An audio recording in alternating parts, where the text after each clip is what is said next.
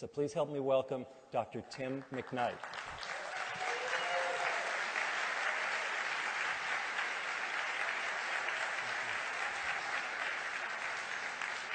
Thanks, Stan.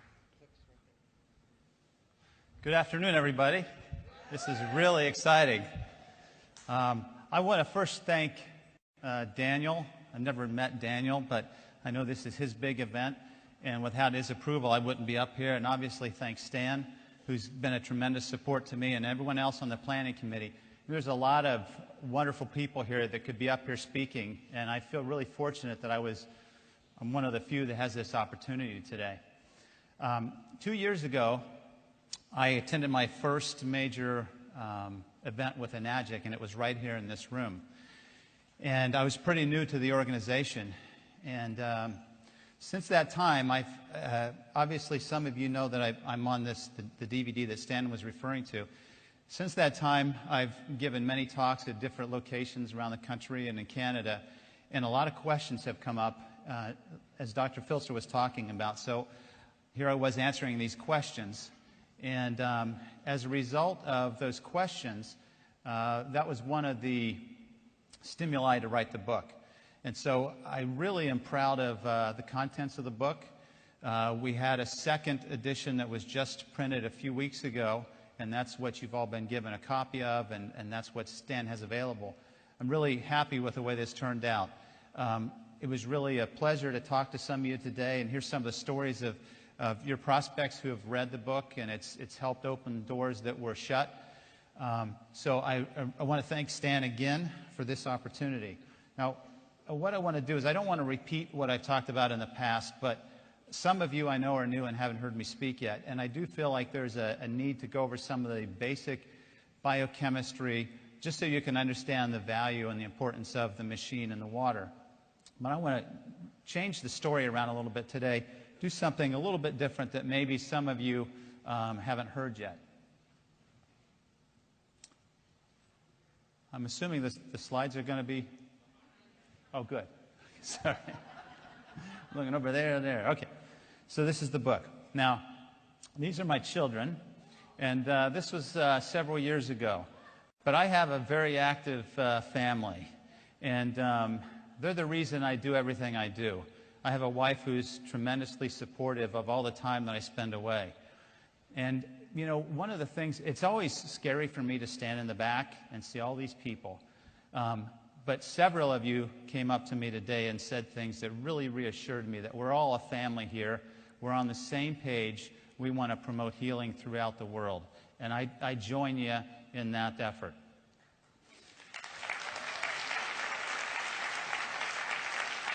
So my children, my oldest son on the right there was a two-time first-team All-Ohio football player, wide receiver. And the son in the middle was a pole vaulting champion locally. And then my girls are obviously very active. I got involved in Enagic. I'm going to tell you that story briefly. But I got involved in this about 3 years ago. And I'm going to be 52 in 3 weeks. And probably 5 years ago, I was feeling the age. I mean, I have a self-propelling lawnmower, and I was using it. Now, I started to drink the water, and it has changed me. And I can't tell, I mean, if Wade could come up right now, I'm ready to do some push-ups with him. That's how good I feel. Last week, I played twice basketball, full-court basketball for 2 hours with kids my son's age, in their 20s. I kept up with them. In fact, they had me guard the most aggressive guys because I'm an aggressive guy. Now, I'm not that good of a shot, not good of a player, but at 52, I never thought I could play full-court basketball and keep up with them. I lift weights twice a week, and I feel stronger now than I've ever felt. I am getting ready to enter in the spring and the summer, I start pole vaulting, and I have a title to defend in July. And I just can't tell you how great I feel physically, and I attribute a lot of this to the water. Okay, so obviously, these are my children. This is my immediate family, my parents and my brother, his family on the left. These people mean a lot to me. In fact, my brother lives here in San Marcos. He's here with me, and he's my bodyguard. So watch out for him. He's a Marine pilot, and he'll just be nice to me, or I'll sick him on you. And then this is a family tradition. Every year on Christmas Eve, we go caroling, and that was our picture this year as we were caroling and having fun as a family. Okay, so let me get down to how I got here. I wanted to be a doctor as a young kid. My first semester of college, I developed a case of mononucleosis, was pretty sick, missed a lot of classes, my grades suffered. At the end of that first year, the pre-med advisor said, I don't think you're going to have the grades to get into medical school. You need to think about doing something different. I was really disappointed in that because this was my life dream. But I thought he knew what he was doing, and one of the major mistakes in my life was listening to somebody else's opinion on what I should do with my life. So I listened to him.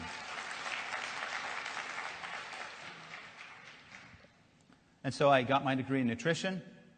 And then I went to graduate school. This is at Ohio State. Did my PhD coursework there. Worked in the laboratory. Was a lab technician. Helped fellow students get their degrees. And this was 8 years later. I'm accepted into medical school. Completed the coursework, but hadn't finished the research. A lot of hurdles. Long story. I decided I had this opportunity to go to medical school. I had to pursue it. After 8 years, I didn't quite reach that goal. But it's taken me on a path that I'm very happy with at this point in my life. So I went to medical school at Ohio State. And I'm really happy. There's, I would guess, probably a half dozen medical doctors like me in the audience, and I think that's phenomenal.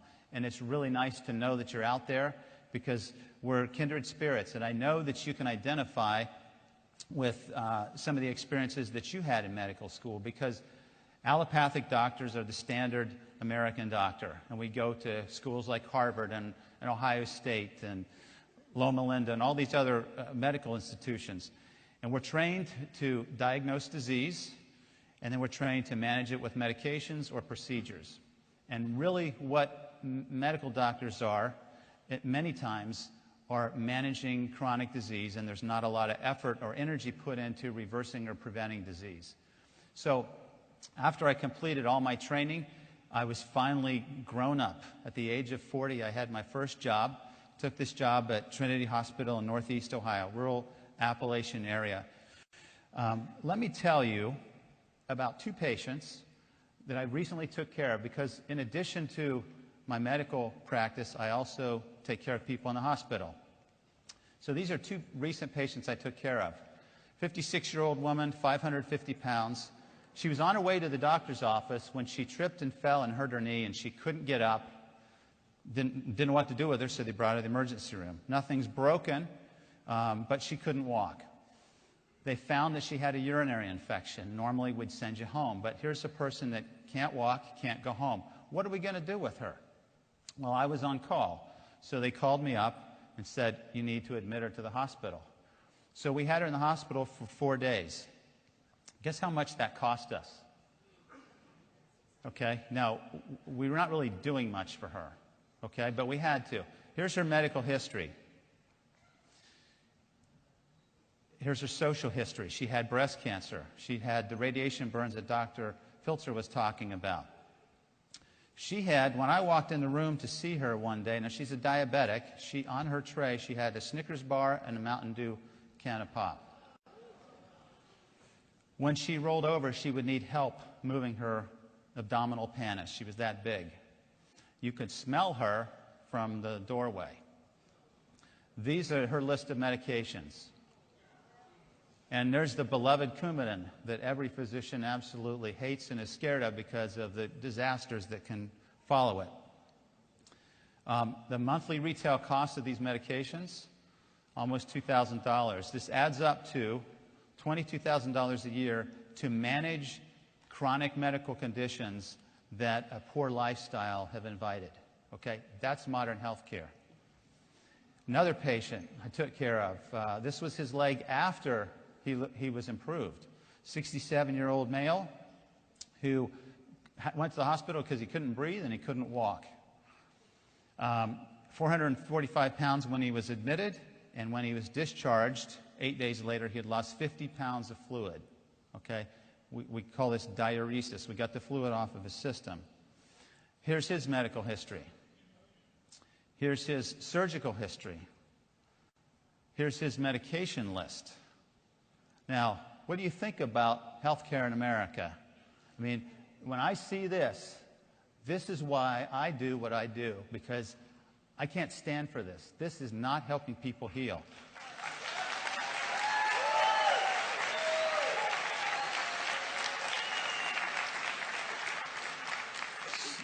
So as a result of this, after a year or two in practice, my nutrition kicks in, and I realize that obesity and heart disease and diabetes and acid reflux and hypertension and high cholesterol many times, in fact most of the times, have a basis based on an unhealthy lifestyle. So we need to educate people. We need to motivate them, inspire them to change. As a result of this, I committed 8 years ago to develop a wellness program. This wellness program is called Fit for Life. In 2006, our hospital applied for a federal grant through the Office of the Health Resources and Service Administration. We were given $375,000 to teach people how to not live like these two patients are living, which is barely surviving and very hopeless. This program was so successful that we applied for another grant that we received for another $375,000, which allows us to teach people in 12 weeks how to eat, how to exercise, how to manage stress, how to prevent disease. This program was also successful. In fact, we've had more than 1,200 people graduate, and every one of our graduates have said they would recommend this program to family or friends. As a result of this success, we applied for a third grant.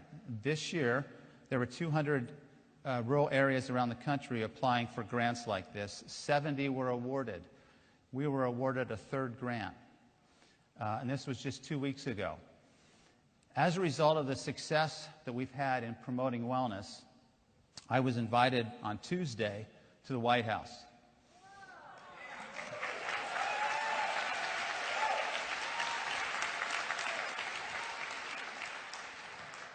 The President had appointed a committee a year ago on a rural council on improving health in rural America. And as a grant director who has had a successful program, I was invited to meet with the Secretary of Health and Human Services and the Secretary of Agriculture. Guess what my message was? I said that we have, they're about policies and procedures and legislation.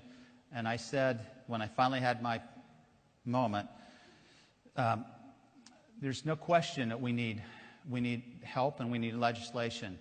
But I can tell you and speak on behalf of my patients and my community that there's much more to health in America than what we're doing here in Washington. I didn't say it quite that way. It would have probably shut me off. But I said there's a poverty of thought, there's a poverty of belief in themselves, there's a poverty of hope, there's a poverty in education and understanding health and wellness, and that's what our program is designed to do. And one thing that I know, and I know you will all confirm this with a resounding yes, is that we all here believe that we need to empower individuals to take charge of their own health.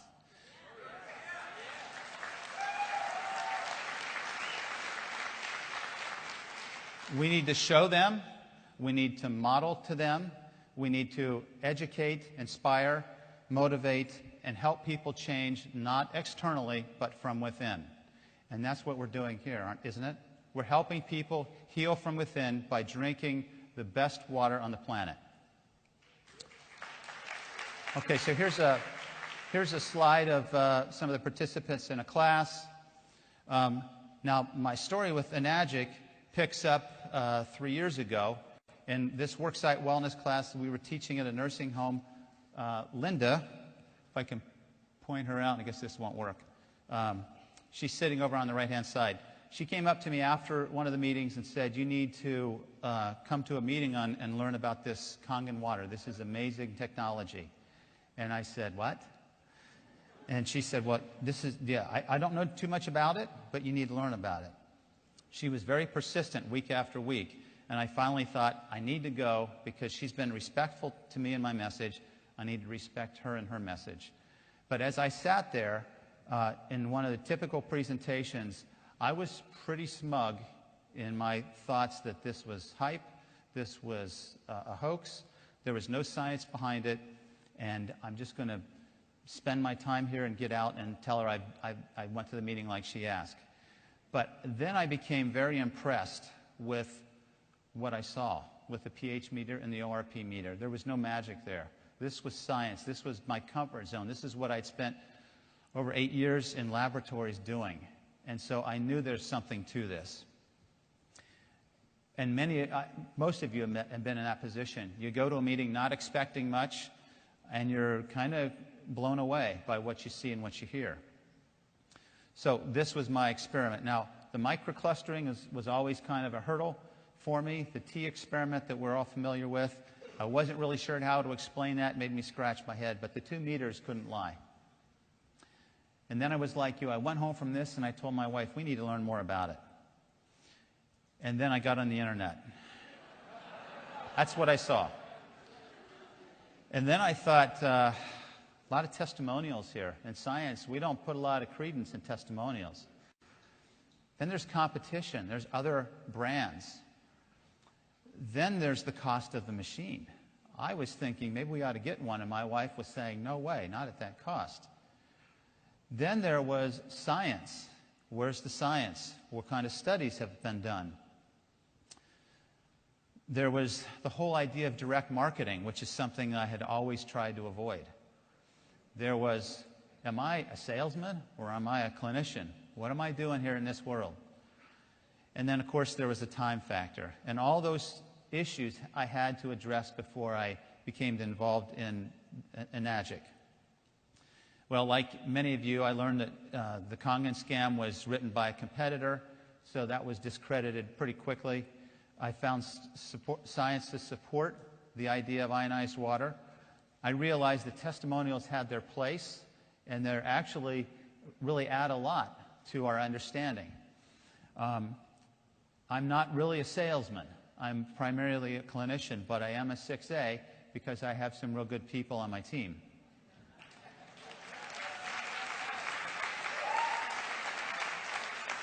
I have no problem with direct marketing because I think it's the best way to market a product. So I got through the hurdle. And as a result of that, and the result of the questions that I've heard you ask, and my interactions with colleagues who I initially was very reluctant to talk to, I wrote the book with Stan's help. And I think it will be a great help for all of you. I'm really glad that you all got a copy of it. Some of you got the first about the first version. The second edition just came out a few weeks ago, which you have, and there's some things that have been added to it that I think will make it an even better selling point for your prospects.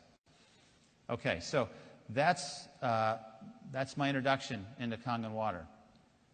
I want to talk briefly about the medical side of this and get through this as quick as I can because this is all really outlined in the book.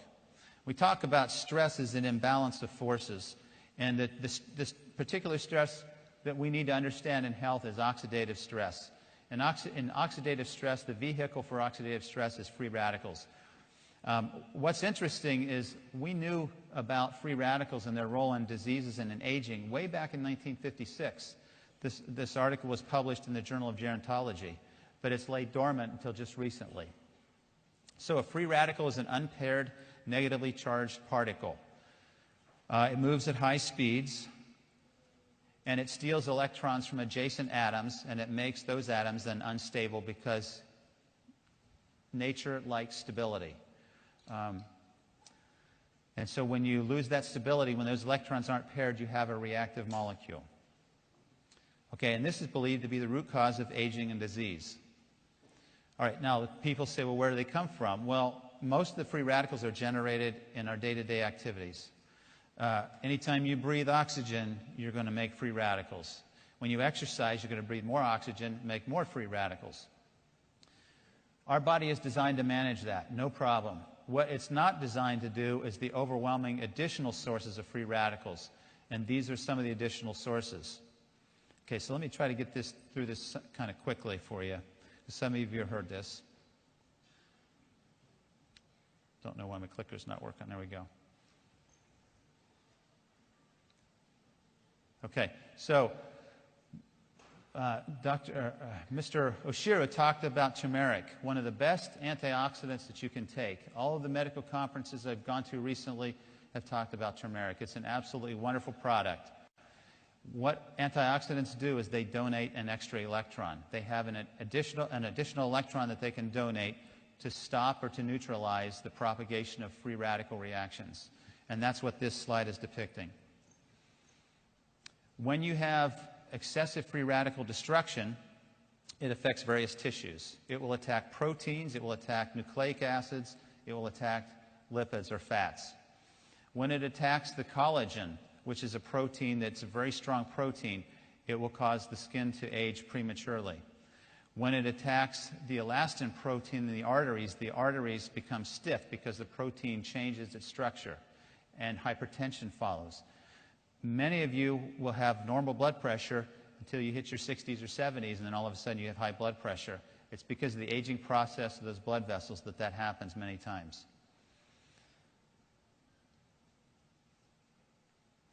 When you damage the lining of the arteries and you lay down atherosclerotic plaque and it becomes oxidized through oxygen and hydrogen peroxide, you develop atherosclerotic plaque, hardening of the arteries. And then finally, if it damages or attacks the DNA, then it can cause injury to the DNA and the RNA that our body will repair, but every now and then it doesn't repair it efficiently, and that's the beginning stage of a cancer or a growth. So, as I said, nature, or in my belief system, this was God, already provided a way to protect us against the typical free radicals that we would be exposed to throughout our lifetime. And that protection comes from the foods we eat. A plant-based diet, which is Dr. Shinya's diet, is the diet that we should all strive to follow. Make that 85% of what you eat at a minimum. We really need to get back to fruits and vegetables, nuts and grains and whole seeds, and we need to eat them in the raw form as much as we possibly can. And if any of you have heard Chan Stratton or Wade Lightheart talk, you know that they really pound this message very strongly. This is just a nice slide that shows you the oxygen radical absorbance capacity of many of these foods. Okay, so if you look, you can see the numbers. These have very high antioxidant potential, and if you kind of group these together, you'll see that the berry family and the bean families are some of the most healthy foods that you can eat because they're rich in antioxidants. When you put these foods in a microwave or when you heat them, you destroy to varying degrees the antioxidants that are there. The minerals and the vitamins remain, but you remove or you neutralize those antioxidants. So it's always best to eat these raw. Okay, because antioxidants are so important, our cells have gone to extreme measure to protect us against the exposure of free radicals in different locations in our body. So on the cell membrane, vitamin E and beta-carotene are the primary protector of that particular structure. They're antioxidants. Outside the cell, in the fluid, it's vitamin C and a compound called glutathione. Inside the cell, I don't need to read these to you, but your body is an amazing machine. It's designed to heal itself. All we have to do is nurture it. All we have to do is protect ourselves from many of the exposures that 21st, in this century, that many Americans and many people throughout the world are exposed to. The chemistry of ionized water is pretty simple. It's through a process of electrolysis. We put two probes in water with a semipermeable membrane. We apply a current, and the electrons split off of the hydrogen in water, so water actually splits. And by convention, the electrons, as you can see on this diagram, flow towards the cathode side of the reaction. That is the side and this is what's happening inside the unit. That's the side that makes alkaline water because it makes hydroxyl groups. Remember that when electrons are flowing, electrons are what we need to neutralize free radicals. So what you get in the alkaline water is free electrons. They're not necessarily free, but they're bound to hydrogen in a very weak manner, and they can easily be donated. So that's what the machine is doing. Now, on the opposite side, you have acid water. That water is not an antioxidant, it's oxidizing. So that's why this makes a perfect water to put on top for topical applications, because not only is it acidic and kills bacteria, as Dr. Filser said, but it's also oxidizing. It's like hydrogen peroxide. That's also why he said don't put that in your body. That doesn't belong in your body. You can put it on surfaces and on your skin, but not use it internally.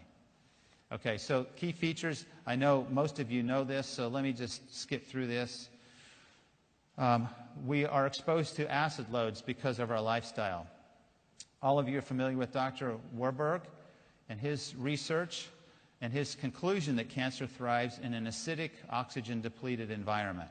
So if you want to increase your risk to develop cancer, do the things that make your body acidic, and do the things that deplete oxygen in your body. So stop exercising and eat foods that are very acidic, which are the processed foods, which are the foods that are high in animal proteins. So this is the list. And soft drinks, we know it's like a poison. It's really terrible. Okay. Now, what's interesting is Dr. Warburg was on the right track. His studies back in the 1930s showed that cancer cells are very active metabolically, but they don't require oxygen. And if we would have followed his line of thinking, we could have saved 70 or 80 years of research and been so much further along. But somewhere in that same period of time, we started to blame our health on our genes. And we got off on a tangent here, because our health is not dictated so much by our genes as by the environment that we put ourselves in, both physically and internally.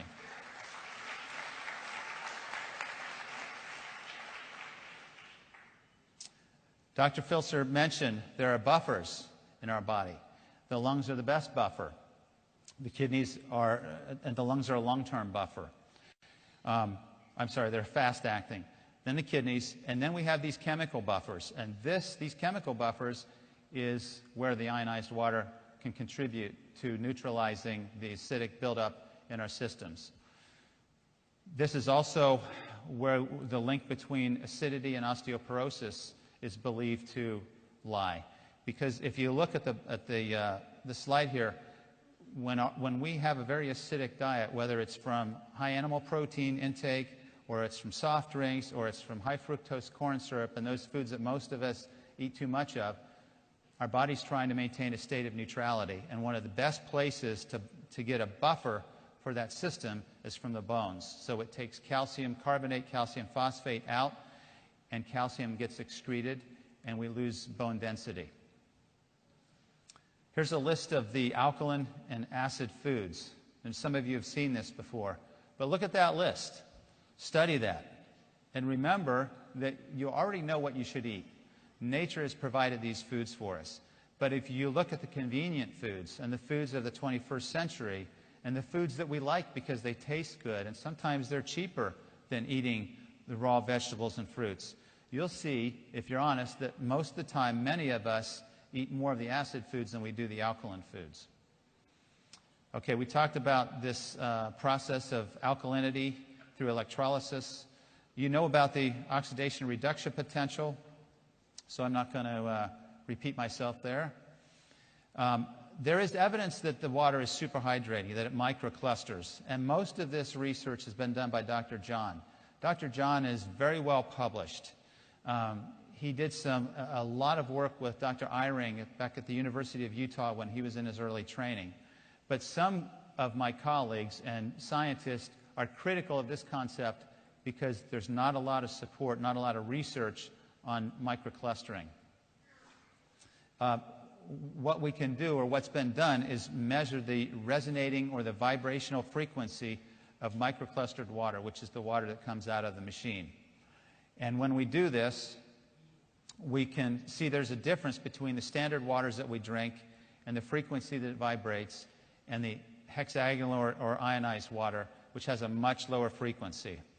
If you just think about this, these water molecules are vibrating, and the water molecules from Kangen water vibrates at a lower frequency, allows the water molecules to cluster together closer so that there's faster penetration and simpler penetration into the cells. And this is the concept that we use to explain this. But again, if you're going to talk to a scientist, they're going to want to see more evidence than this. This was included in the second edition of the book because this is fascinating. If you have a physician or a skeptic who says water is just water, tell them to look at the research by these Nobel Prize winners in 2003. Dr. Agri is a medical doctor who showed with his research and in this Nobel Prize that there are channels in cell membranes that allow for water to penetrate, and they're made up of proteins. These are called aquaporins. This is cutting-edge research. Water is not just water. And what he showed in this model, well, what he says, you can see the depiction here is this channel. The helical structure there are the proteins. Now remember, what happens to proteins when they age, when they oxidize? What happens to an egg when you fry it? It changes, right? It changes structure. What happens to collagen with age? It changes structure. What do you suppose happens to these protein channels with aging, with a lifetime of soft drinks, with a lifetime of smoking, with a lifetime of fast foods? What do you think happens to those protein channels? Do you think they change? And when they change structurally, do you think they might impede the penetration of these tiny water molecules into the cell? This is a question that hasn't been answered, but it makes perfect sense to me that this may be why Kangen water is so hydrating, because it immediately can have its antioxidant properties work on these protein structures to restore them to their native arrangements. So what he says is that these aquaporins, these channels, are the plumbing system for cells. Every cell is primarily water, but the water doesn't just sit in the cell, it moves through it in a very organized way. The process occurs rapidly in tissues, and in tissues that have these aquaporins or water channels. That's cutting-edge research that you need to talk to your prospects about when they're critical, and they won't know what to say when you reference Dr. Agri. Evidence for internal treatment. Now, I don't want to spend a lot of time on this, but I can tell you as part of my review of the research in the literature, I found several articles, and the articles continue to accumulate. Now, what I'm showing here are abstracts, and for those of you not familiar with an abstract, when you look at a research paper and you read it, there'll be an introduction, there'll be a materials and methods so that somebody else knows exactly what you used in the experiment and how to reproduce it, and then they'll have the results, an analysis section, and then a conclusion section. But before you go through all that, many of us want to know, is this really the information I'm interested in? So the abstract is like the summary of the research article. So what we've done in the book is we've provided 28 medical abstracts to guide you, and some of these are technical, but if you're showing this to someone who's in the healthcare industry or who's in research, this will be right up their alley, and they'll be very impressed when they see that the research has been done. So here's one example in 2005 showing that ionized water has the potential as a new antioxidant against carcinogenesis, cancer development. Here's an article that shows Dr. Filter was talking about acidity and metabolic acidosis. This happens in kidney failure because the acids build up. The urine is supposed to excrete the acids. When those acids build up, the person develops metabolic acidosis. 3 weeks ago, I had a patient whose blood sugar was 700. She was almost comatose when she came in. 24 hours later, she was talking and looked like herself again, and all we did is corrected her acidotic state. Now, if I had it my way, instead of giving her the saline, I would have used saline with ionized water, and she would have recovered even quicker. There's no question. But this study showed that alkaline ionized water should be considered as a major safe strategy in the management of metabolic acidosis in kidney patients. Now, this study was done in animals, okay? These are the kind of studies we need to now start doing in humans, and it's great to hear Dr. Filzer is going to start that research because that's exactly what we need.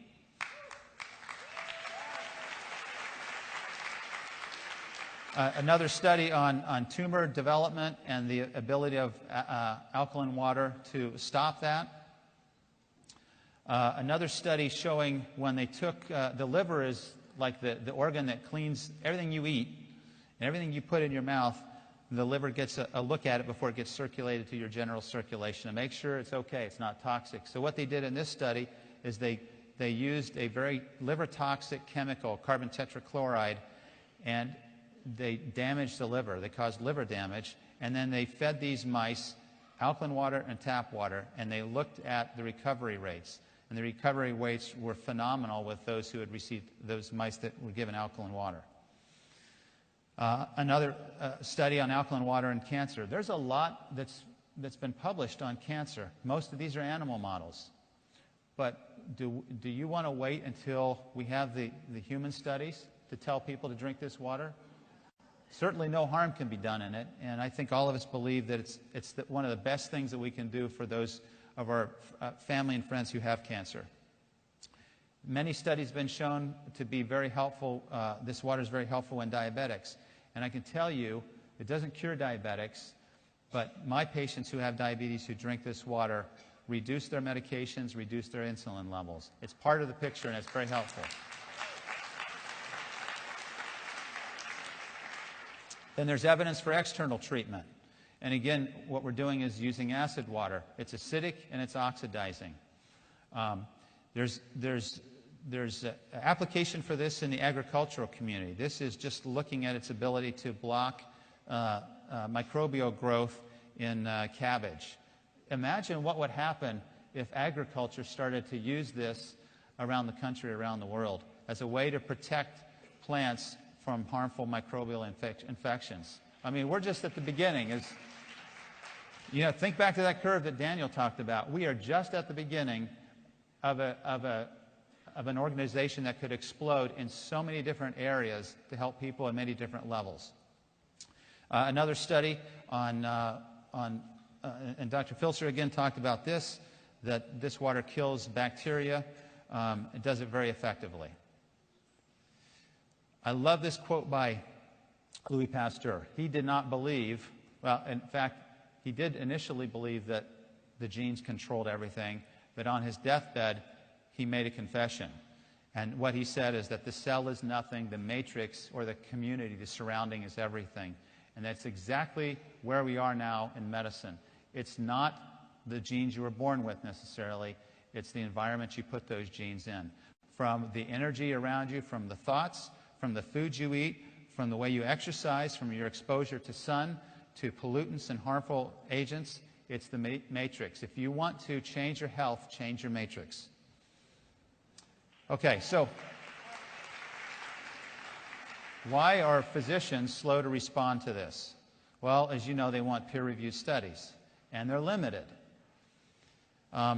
This is a major paradigm shift for allopathic physicians like me, because we're not trained to go out on the periphery and the edge of science. We want mainstream. We want to know that all of our colleagues are doing the same thing.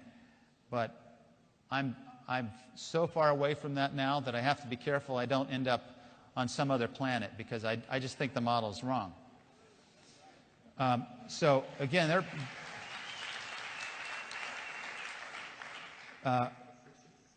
they're in this disease management mode.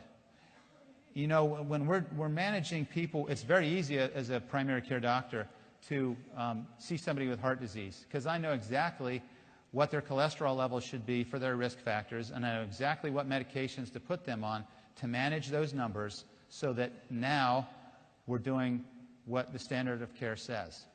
But the evidence to me is not convincing that by managing people with those levels that I'm going to prevent them from having a heart attack or a stroke. And when I was in Washington, there was a physician next to me from Missouri, a really good guy, really good physician.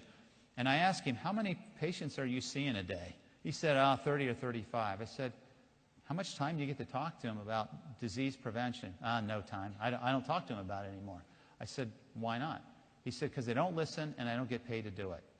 And unfortunately, that's where allopathic medicine is, at least for primary care. We have a problem. And we have to help physicians get out of that mindset of managing diseases.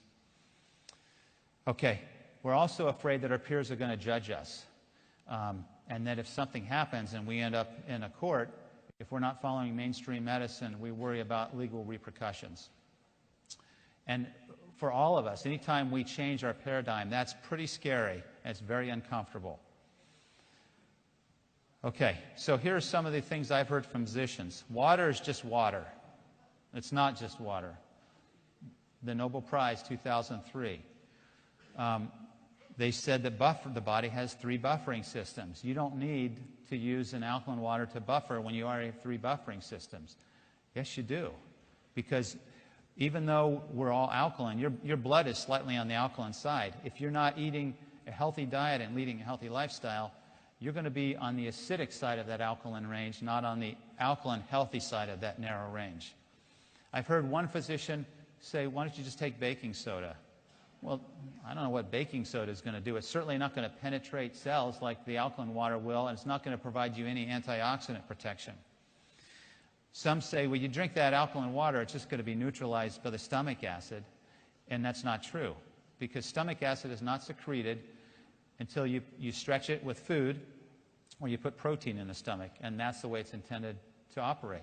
So if you want to get the benefits of alkaline water, drink it in between meals. I don't even think there's harm in drinking alkaline water at a meal, but I would prefer that we all try to drink it in between meals when our stomach is empty, because it's quickly absorbed, just like alcohol is absorbed directly from the stomach. Is this the next wellness or hoax, wellness fad or hoax? It's not. There's research and there's plenty of support to show that this is going to impact healthcare in a major way for those physicians and healthcare providers who have an open mind. And then finally, they want to see data. Well, I've provided 28 abstracts. I don't know how much more data you need. Some people need more than that, but I certainly don't need more than that. Now, if you're still going to say water is just water, or your prospects or your skeptics are going to say that, then what I would say is read this book, Cells, Gels, and the Engines of Life by Gerald Pollack. He's a chemist at the University of Washington. He spent his entire career studying water. Now, we all know that water can exist as a liquid, as a gas, and as a solid. He has very compelling evidence that water also exists as a gel. He calls it a liquid crystal. And the evidence, and if you watch his presentation at the University of Washington on YouTube, you'll be amazed at what water is and how complex it is and how we're just scratching the surface. These gel interfaces occur at the interface of structures. Have you ever wondered why there's a meniscus of water in a glass? Have you ever wondered why you can, in the right size glass, you can put a dime on top of that water and it doesn't sink? His research is the research that explains it. The water molecules at these interfaces are entirely water. All the solutes, the minerals, have been removed. And so the water molecules pair up very, very strongly with hydrogen bonds, and it forms a very strong structure. So we're just scratching the surface of the value and the importance of water in physiology. And again, for those of your skeptics and your health-minded contacts, refer them to this, and hopefully they'll scratch their heads and start to say, maybe I need to listen a little bit more and learn a little more.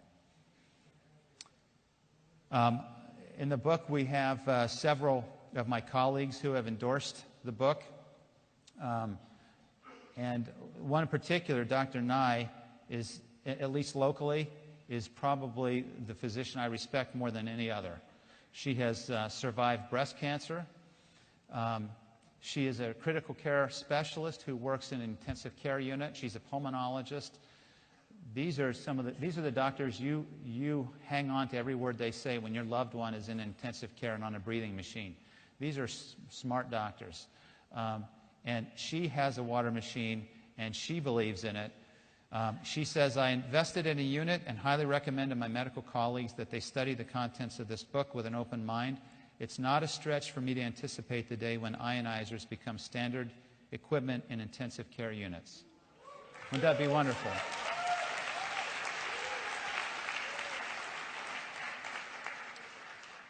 Okay, so frequently asked questions. Rather than answer them here, you can read them in the book, because you all have one now. What's that? That's all a lot of mumble. I'm not sure what you're saying. Okay, when you're approaching healthcare providers, this is what I would suggest you do. I would tell you to do the same things I try to do with my patients and the participants in my wellness program. Educate them, motivate them, and inspire them so they can make the decision to change. The way you educate is to give them something to read. Give them a research article, give them the book. Follow up with a demonstration. I would keep, if you're prepared for a quick demonstration in the office, make it a 30-second demo. If you can get them to come to a meeting, that would obviously be ideal, because there's a lot to learn at a typical enagic demonstration meeting. And then you can motivate them by asking them to drink the water themselves, to have their own experience with the water. And at lunch, Wade and I were talking. I know Daniel says just drink the water. I tell them to do that as well, but I really like Wade's approach, and that is put a machine, give them a loaner. Give them a loaner for a week or two. Get them comfortable with it. Get them using it for all the different applications it offers. And then introduce them to others who have a story, because those stories, while part of my critical thinking says, that's a testimonial, the other part, there's a visceral response. And when someone's telling you a story with tears in their eyes, and there's no other explanation of how a loved one turned their health around in this water, it's moving and it's compelling. So I think they need to be exposed to those messages as well. But what you need to remember, and most of you all already know this, is you're not selling anything. You're helping them decide they have to have one of these because of the benefits that it will give them and their family. Now, the last thing I want to say is, as a family physician, I tell my patients, and every time I have an opportunity to talk, it's not just drinking water, it's not just eating the right foods, it's not just supplements, it's all of those things. But if you do those things and you neglect the other lifestyle choices, you will not have that balance in your life. You will still be in a state of oxidative stress. So very few of us are going to eat the perfect diet. Very few of us are going to have a perfect lifestyle. But if you really want to see your health change, you have to eliminate these oxidative stress exposures on the right-hand side, because this is where the health will really start to turn around in conjunction with the water and nature's foods. So my keys to health and wellness: believe in your body's ability to heal itself. No question, the mind is the most powerful tool we have. Secondly, eat what nature has provided for you. And this should be primarily plant-based. I think supplements have a role. Probiotics and enzymes are two particular supplements that I think you should all try to learn something about, because it will add to your presentations. I personally am a proponent of bioidentical hormones, and I think there's a role there. But some of you know what I'm talking about, some of you don't. But let me just say, a healthy lifestyle, the lifestyle we've talked about, eating nature's foods, exercising, managing stress, resting, drinking ionized water, 9 times out of 10 will remove the need for bioidentical hormones, because our body will be balanced by those other things. And then I suggest that we all exercise. And if that's a word that makes you have an allergic reaction or feel nauseous, then just start moving. Just start moving a little bit more every day. And then we have to manage stress.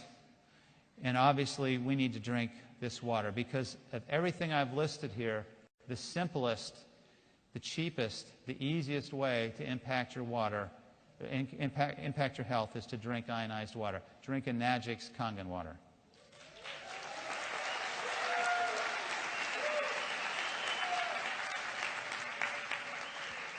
So I want you to think about this for a second. Here I was many years ago in as a pre-med student, and the pre-med advisor said, you won't be able to get into medical school. Well, after I got back from Washington, I wanted to go look him up and tell him, guess where I was? I never thought that I would meet members of the President's cabinet. I never thought I would stand in front of a crowd this size and talk about wellness. I never thought that I would be playing basketball and pole vaulting and lifting weights in a way that makes my kids struggle to keep up with me. And unfortunately, they still don't seem to respect me. I haven't heard either one of them say, "You're amazing, Dad." It's just like, nice pass. You know, that's all I get out of them. Thank you.